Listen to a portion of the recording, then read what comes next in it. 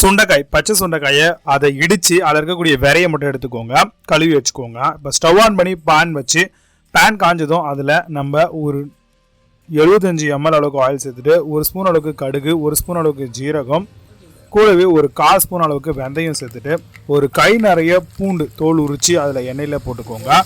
வெங்காயம் ஒரு 2 வெங்காயம் நல்லா சாப் பண்ணி சேர்த்துட்டு கருவேப்பிலை ஒரு 2-3 கொத்து சேர்த்து போட்டு நல்லா எண்ணெயிலே வதக்குங்க. எல்லாத்தையும் எல்லாம் நல்லா வதங்கி வந்த உடனே தக்காளி 2 தக்காளி, பழுத்த தக்காளியை எடுத்து சின்ன சின்னதாக அரிஞ்சு அதையும் சேர்த்துக்கோங்க. சேர்த்துட்டு அது எல்லாத்தையும் ஒரு சேர வதக்கி விடுங்க.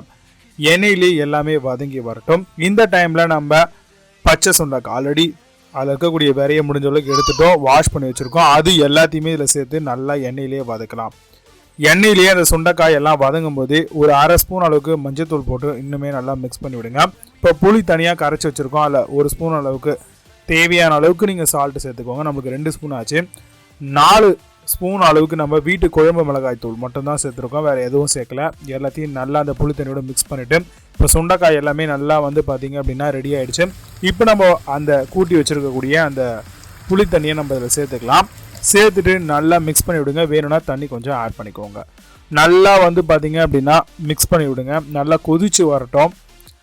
கொதித்து வரும்பொழுது உங்களுக்கு ஓரளவுக்கு வந்து திக்னஸ் கன்சிஸ்டன்சி கிடைக்கும்.